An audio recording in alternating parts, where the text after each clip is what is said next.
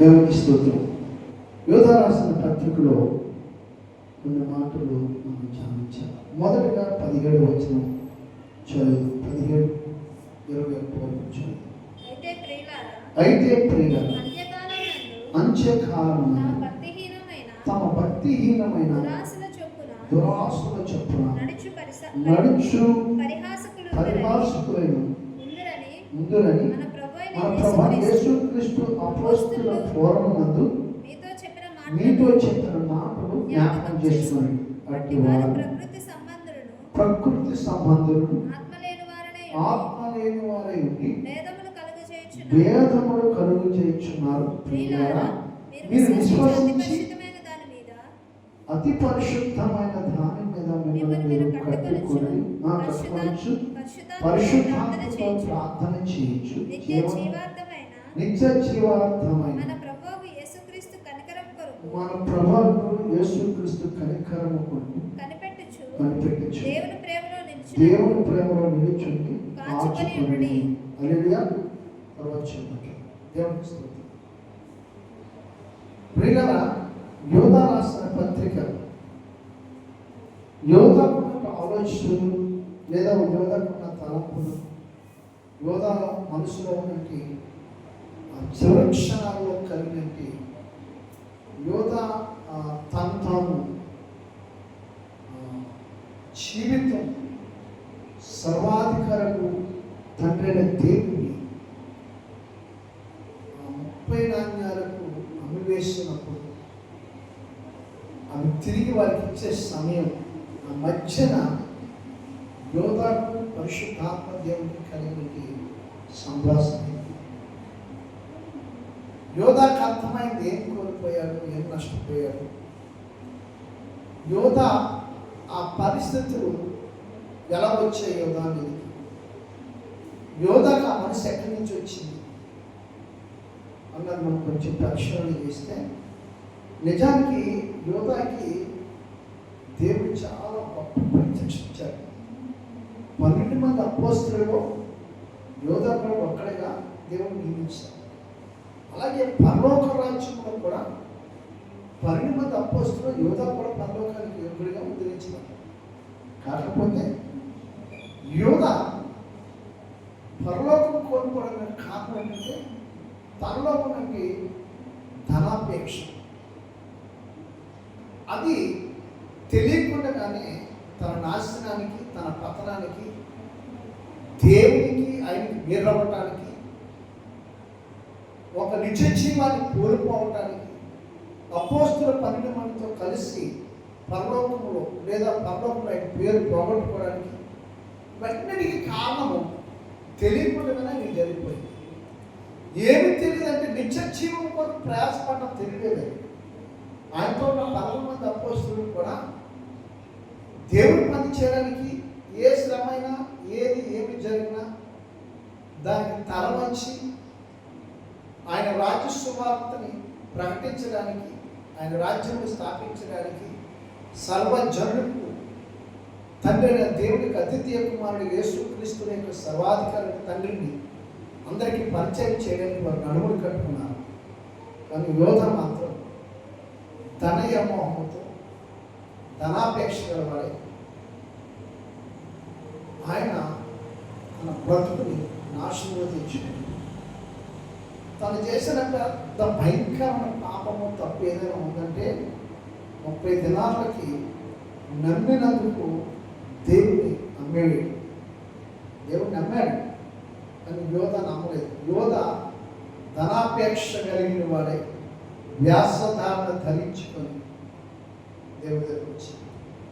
So దేవుడు యేసుక్రీస్తు ప్రభువు ఏ వ్యక్తిని కూడా వెంటనే నీలో ఈ భావం ఉంది, ఈ మనసు ఉంది, ఈ స్వభావం ఉంది, నువ్వు ఇలా ఆలోచిస్తున్నావు, నువ్వు ఇలాంటి తలంపుతో ఉన్నావు, నువ్వు ఈ విధమైన ఉద్దేశాలు కలిగి ఉన్నావు కనుక ఇది నీకు తగ్గదు, నీవు మారు లేదు, నీవు నా యొక్క వెళ్ళిపో, నీ వల్ల నాకు ప్రమాదం అన్న ఆలోచన దేవుడికి తెలియదు అనుకోవడం చాలా అవివేకం.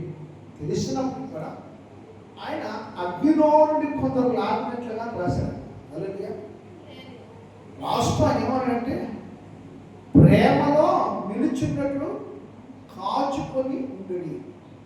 అది నశించిపోతున్నట్టు ఆ నరకాగ్నికి వెళ్ళిపోకుండా ఈ లోకంలో నీ బ్రతుకుని నాశనం చేసుకోకుండా, పతనం అయిపోకుండా, లోక ఆశల విచ్ఛిన్నము కాకుండా నీ ఆత్మను, నీ దేహాన్ని, నీ ప్రాణాన్ని ఒక ప్రేమపూర్వక కాయటానికి తను చాలా ఆలోచన కలిగి తండ్రి అనే దేవుడు ఆనాడు యోధా గురించే కాదు, ఆయన చుట్టూ ఉన్న వారి గురించి కాదు, ఈరోజు కూడా దేవుడి యొక్క ఉద్దేశము ఎప్పుడు నిన్ను ద్వేషించాలని, నేను బాధ పెట్టాలని, లేకపోతే నీ వల్ల ప్రమాదం ఉందని నేను తోసిపుచ్చేయాలని కానీ, నీ వల్ల నష్టం కలుగుతుందని చెప్పి నీ మీద కోపపడడం కానీ, లేకపోతే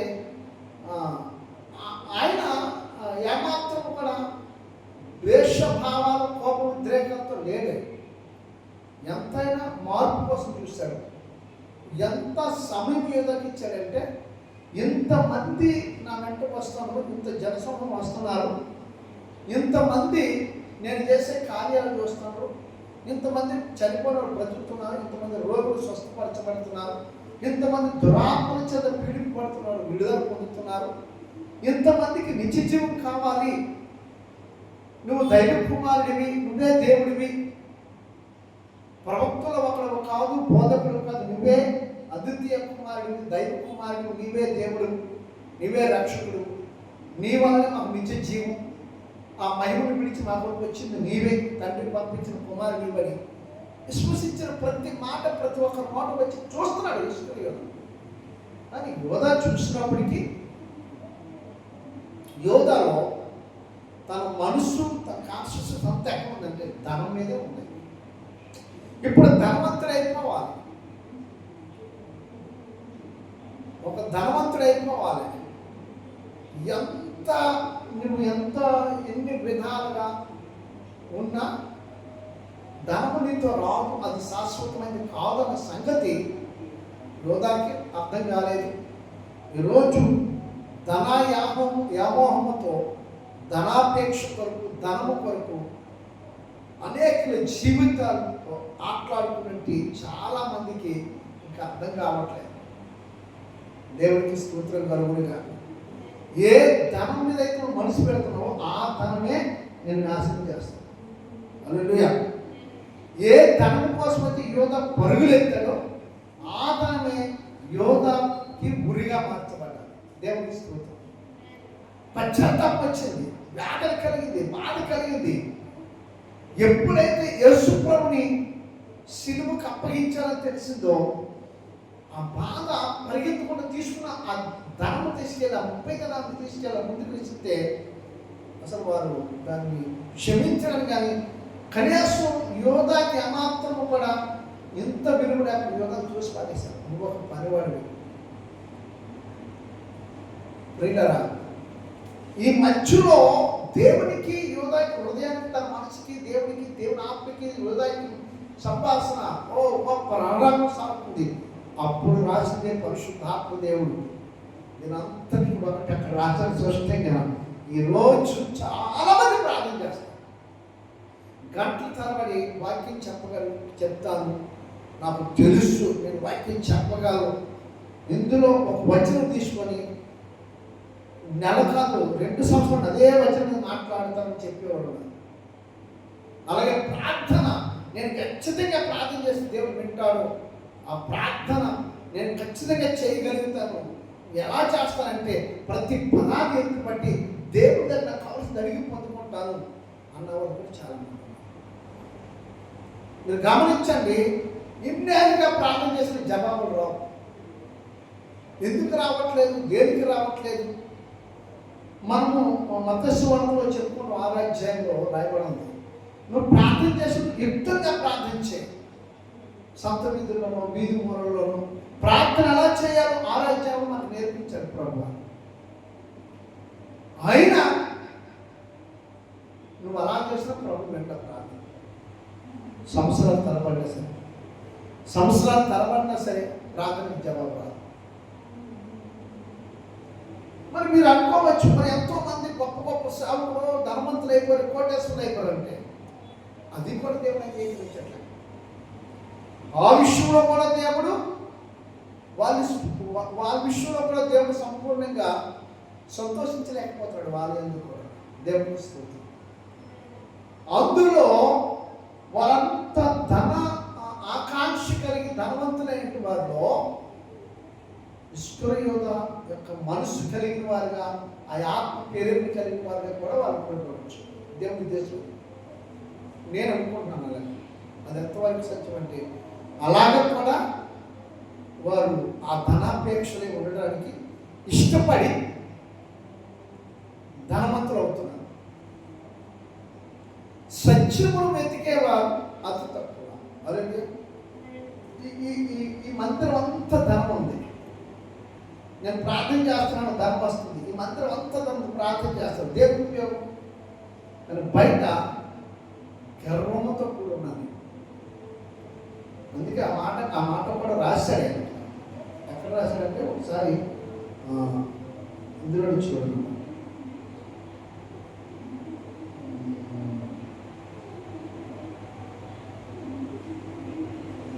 ఒకసారి చదవండి. 18 ఈయన 17 చదవండి. అయితే ప్రియులారా, అంత్యకాలమున తమ భక్తిహీనమైన దురాలోచనల చొప్పున దురాసుల చొప్పున నడుచుచు పరిహాసకులు నందురని. అలాగే దురాలోచన, దుర్బుద్ధి, భక్తిహీనత, వారికి ధనమే ప్రాముఖ్యం, వారికి ధనమే. అందుకే అంటాడు ధనము అన్ని కీడులకి మూలం అంట. దేవుని స్తోత్రం కలుగును గాక. ధనము అన్ని కీడులకి మూలం.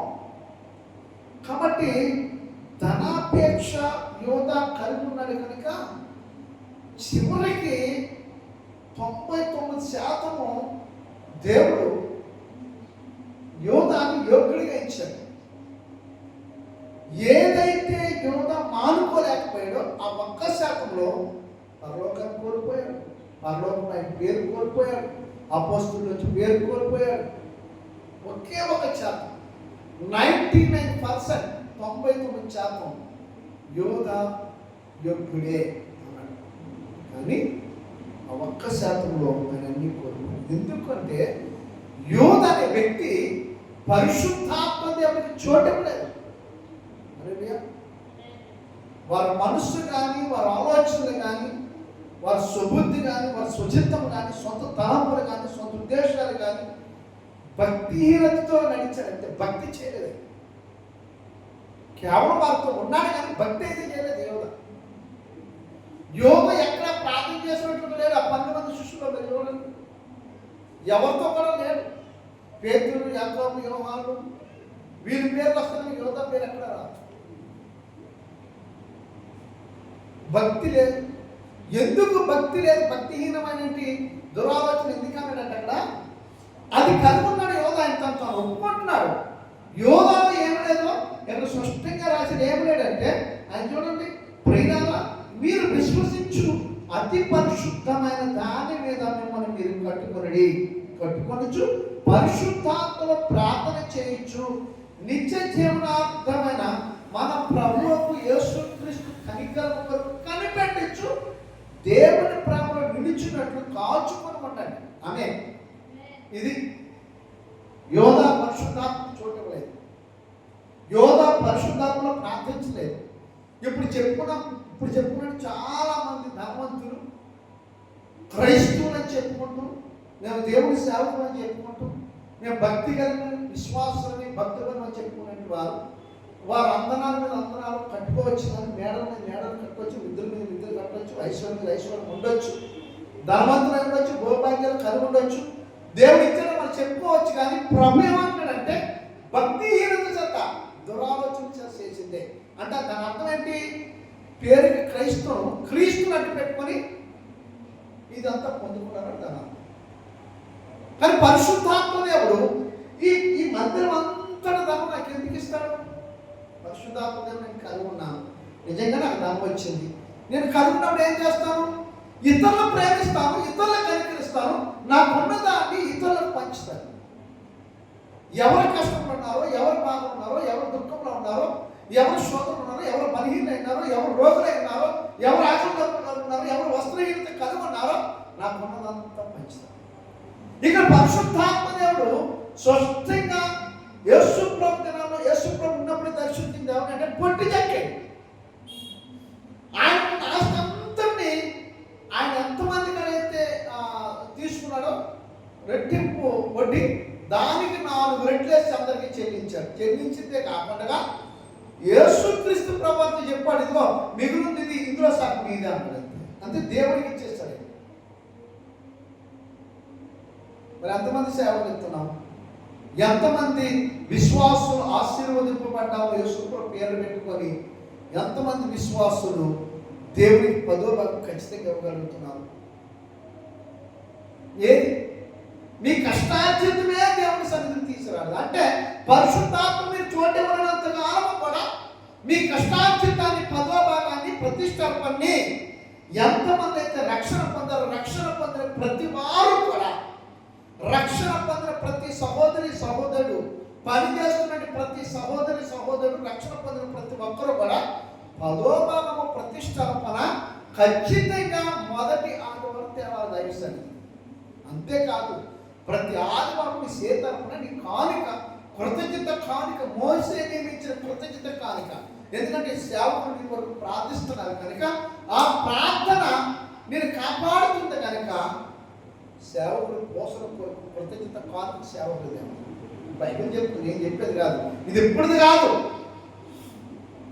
ఆది కాండంలోనే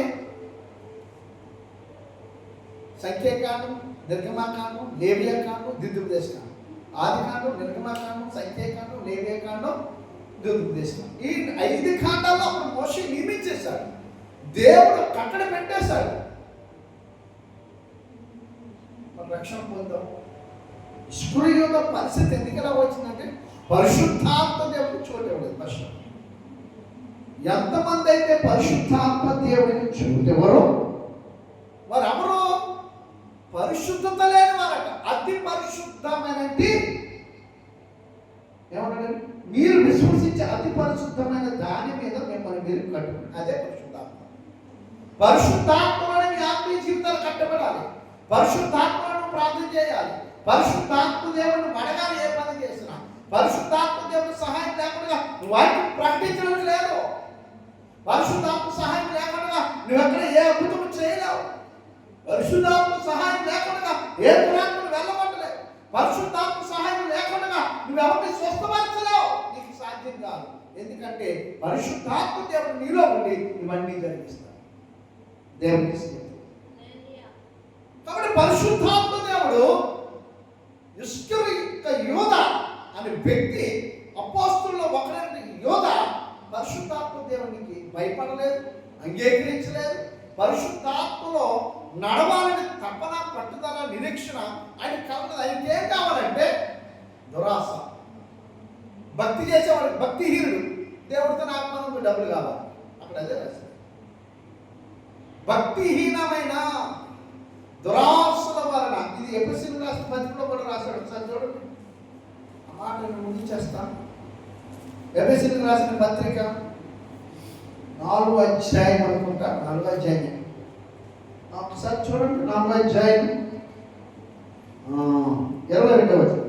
కావున మునుపటి ప్రవర్తన విషయంలోనైతే మోసకరమైన దురాశల వలన చెడిపోయి మీ ప్రాచీన స్వభావమును చాలు. ఏం చేయాలంటే ప్రభు దగ్గరికి వచ్చేసావు. ఇప్పుడు యేసు ప్రభు రక్షకుడిగా అంగీకరించావు. యేసు ప్రభు దేవుడిగా స్వీకరించావు. యేసు ప్రభు నీకు సొంత రక్షకుడు, యేసు ప్రభు నీకు దేవుడు. కానీ నీలో ఉన్న ఆ స్వభావం మారలేదు, దురాలోచన పోలేదు, నీ దుర్బుద్ధి మారలేదు, నీ చెడు బుద్ధి మారలేదు, చెడుతనం మారలేదు, ఆ వక్రతనం మారలేదు, వక్ర బుద్ధి పోలేదు. మారాలి. నువ్వు మారినప్పుడే నీలో ఉన్న ప్రాచీన స్వభావం అలాగే ఉంది. ఐగుప్తి అలాగే ఉంది. నువ్వు అన్ని జనులతో సావాసం అలాగే ఉంది. లోక సావాసం అలాగే ఉంది. నీలో ఉన్న ఆలోచనలతనం అలాగే ఉంది. నీలో ఉన్న రోతబతుకు అలాగే ఉంది. ఆ స్వభావం అట్లాగే ఉండిపోయింది, ఆ ప్రాచీన స్వభావం. అందుకే ఏమన్నాడంటే కిందని ఆయన ఏమన్నాడంటే ప్రాచీన స్వభావం వదులుకొని మీ చిత్త వృత్తి యొక్క నూతన పరచబడిన వారే నీతియు యథార్థమైన భక్తి కలిగిన వారే దేవుని పోలిక సృజింపబడి నవీన స్వభావమును ధరించారు. హల్లెలూయా. నూతన పరచబడ పరిశుద్ధాత్మని నువ్వు పరిపూర్ణంగా అంగీకరించాలి. నవీన స్వభావం ఎప్పుడు వస్తుందంటే పరిశుద్ధాత్మ దేవుడు నీలోకి వచ్చిన అంటే పాత స్వభావము కాదు. ప్రాచీన స్వభావం అంతా బాహ్య పురుషుడు నిలబట్టబడి అంతరంగ పురుషుడు రూపాంతరం అనగా నవీన స్వభావం కలుగు. అంటే పరిశుద్ధాత్మ దేవుడికి ఎప్పుడైతే నువ్వు చోటిస్తావో ఆయన ముగించేస్తాను.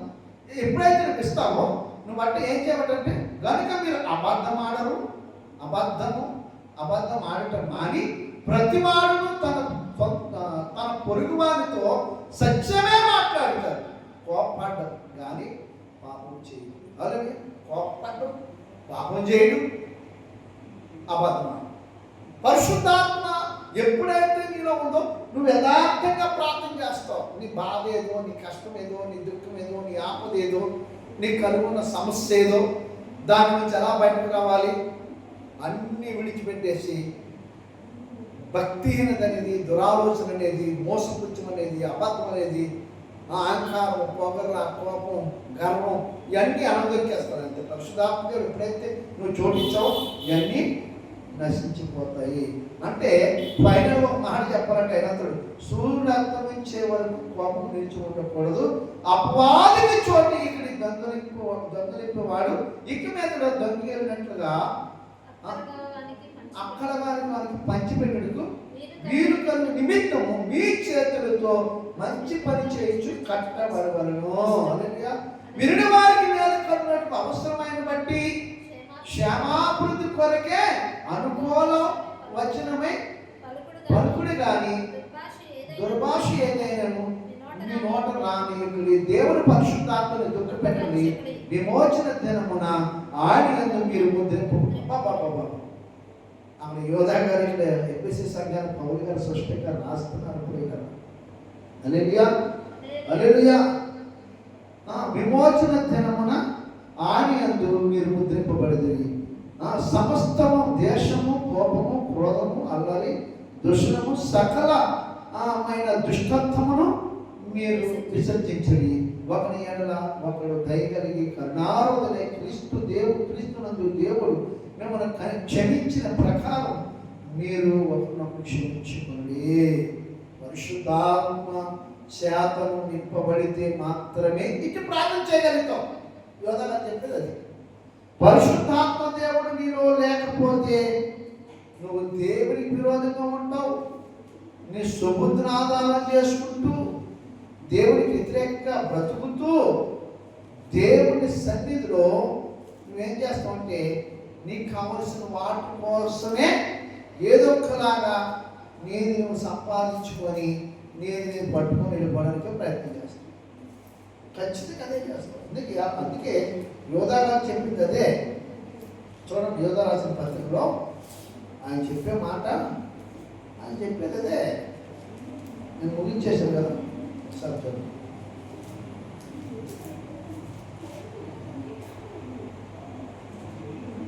అడిగిపోయింది యోధా రాసిన పత్రిక.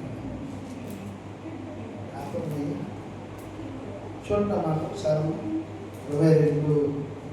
సందేహపడి వారి మీద రక్షించు. శరీర సంబంధమైన వారి అపవిత్ర ప్రవర్తనకు ఏమాత్రమూ నొప్పుకొనక దాన్ని అసహ్యించుకొంచు భయంతో కొందరిని కరుణించు. ఆయన అంటాడు 24లో కాపాడుటకును తన మహిమ ఎదుట ఆనందముతో నిర్దోషులుగా నిలబెట్టుటకును శక్తి గల మన రక్షకుడు అద్వితీయ దేవుడు మన ప్రభువైన యేసుక్రీస్తు ద్వారా మహిమా మహర్షము ఆధిపత్యము అధికారమును యుగయుగములు పూర్తిగా పూర్వము ఇప్పుడు సర్వయుగములు కలుగునుగాక. హల్లెలూయా. దేవుడు ఎప్పుడు మనం పరిశుద్ధంగా నిలబెడతాడు. ఈ మాట ఆయన నిలబెడుతున్న మాట లోకస్వార్త ఒక మాటగా చూపించేసి నేను ముగించేస్తాను. చూడండి, లోకస్వార్త 21వ అధ్యాయం అనుకుంటాను, ఖచ్చితంగా అదే 15 వచ్చింది, 15 కాదు 36. కాబట్టి 21:36 కాబట్టి మీరు జరగబోవు వాటిని ఎలా తప్పించుకుంటూ మనసు కుమారు మీద నిలబెట్టుకు శక్తి గలవారు ఎల్లప్పుడూ ప్రార్థన చేసి వెలుగుగా ఉన్నాడు. అంతే. ఆమేన్. ఇక్కడ అదే చెప్పాడు యోధా గారు కూడా చెప్పింది అదే. యోధా రాసిన పత్రికలో ఆ చివరి మాట, ఆయన రాసిన మాట అదే పడినారు. దేవుడు మనం నిలబెట్టడానికి శక్తివంతులుగా రక్షకుడు క్రీస్తుని మనకు ఆధారం చేసి ఈయన ద్వారా ఆ మహర్షులు ఆధిపత్యం అధికారం ఇవ్వడానికి దేవుడిని యెహోవా యేసుక్రీస్తు ద్వారా పరిశుద్ధాత్మ దేవుడు ఎప్పుడైతే పరిశుద్ధాత్మ దేవుడు తల వంచి పూర్తిగా పరిశుద్ధాత్మ సరైనవుతావో పరిశుద్ధాత్మ దేవుడిని నల్ల తీసుకుని నిలబెడతాడు. ప్రార్థన చేసుకోవాలంటే కన్నీట ధారణే ప్రార్థన. పరిశుద్ధాత్మ దేవుడిని పరిశుద్ధ ప్రతిదీ యథార్థమైన సత్యం. ఎవరిని ఎత్తుకుంటే వాళ్ళని ఎత్తుకుంటూ వస్తాయి. ఇస్రాయేలు చేసిన తప్పు మనం చేయాలి. అలాంటి మనసు మనకు రాని పరిశుద్ధాత్మలో ప్రార్థన చేద్దాం. పరిశుద్ధాత్మ దేవుని చూద్దాం. పరిశుద్ధాత్మ దేవునితో నడుద్దాం. పరిశుద్ధాత్మ దేవుడు మనం ఏకమవుదాం. తండ్రి చింతమని చేద్దాం. అనేకులు సత్యములను నడిపిద్దాం. అనేకులు పరిశుద్ధాత్మ చేత వారు కూడా నిత్య జీవనార్థమనంటే ఆయన కనికరం కొరకు కనిపెట్టమని ప్రార్థించేమని మనం ప్రకటిద్దాం. పరిశుద్ధాత్మతో నిశ్చయంగా తోడుగా ఉంటాడు. నా జీవితంలో ఎన్నోసార్లు నాకు దేవుడు తోడాడు. నాకు వచ్చిన అపాయాలు, ఆపదలు, నాకు వచ్చినట్టు భయంకరమైన యాక్సిడెంట్లు, జాతకాలు, చెల్లెళ్ళు ఆయన తీసుకెళ్ళి కార్యాలు చేసినప్పుడు వాళ్ళు ఆమె తిరుగుబాటు చేసినప్పుడు నా పక్కనే ఉండి, నాలో ఉండి నాకు జయించేవాడు పరిశుద్ధాత్మ. నా పక్షంలో పోరాటం చేసేవాడు, నా పక్షంలో యాజ్యమాడేవాడు, నా పక్షం విజ్ఞాపన చేసేవాడు. నేను మంచం మీద లేకలేని పరిస్థితుల్లో కూడా ఆయనే ప్రార్థన చేసేవాడు. అలా నాకు సహాయం చేసేవాడు, అలా ప్రార్థించేవాడు పరిశుద్ధాత్ముడు. యోధా చేసిన తప్పు మనం చేయకూడదు. యోధా అంగీకరించలేదు కాబట్టి తన భయంకరమైన స్థితి కలిగి ఆయన పతనం, ఆయన నరకానికి ఏమన్నా నాకు తెలియదు కానీ ఆయన జీవితం ఆ విధమైన పరిస్థితి. ఆయన అంటున్నాడు, అతి పరిశుద్ధమైన ప్రేమ, అతి పరిశుద్ధమైన స్థలం, పరిశుద్ధాత్మ దేవుని ముందు మీరు కట్టబడాలి. మీరు ప్రార్థనతో అప్పుడు నిత్య జీవనార్థమైన కనికరం అనేది వస్తుంది. తండ్రి అని దేవుడు తన కుమారుడు పంపించడమే కాదు, నేను తీసుకెళ్ళలేక పరిశుద్ధాత్మ దేవుడు తన కుమారుడితో పాటు నేను శక్తివంతుడిగా ప్రార్థనలో నేను నిలబెడతాను. తండ్రి దగ్గర ఒక శుభార్తలో చెప్పినట్లుగా పిలిపిలు రాసిన ఎపిసోడ్ రాసిన చెప్పినట్లుగా విడిచిపెట్టారు. భక్తిహీనత, దురాలోచన, ఆ ప్రాచీన స్వభావం, మోసకరమైన దురబుద్ధి, అబద్ధం, ఆ కొండెలు, అల్లరి, ఆ కేడు, గర్వం, అసూయ, అబద్ధం ఇవన్నీ యేసునామములో కాలిపోవునుగా. ఆమె కాలిపోవాలంటే యేసునామం. పరిశుద్ధాత్మ దేవుడే నిత్యము నీలో నాలో నిరంతరం నిలిచిముగాక. ఆమె దేవాది దేవునికి అభిషేకము, ఆత్మ తన ద్వితీయ కుమారుడు యేసుక్రీస్తు ప్రభు అభిషేకము, నిత్యము కొత్త అభిషేకము, నిరంతరము నిలిచిన అభిషేకం మనలో నాలో నీలో ఉండునుగాక. ఆమె దేవుడు కొద్ది మాటలు దిగించి ఆశీర్వదించునుగాక. ఆమె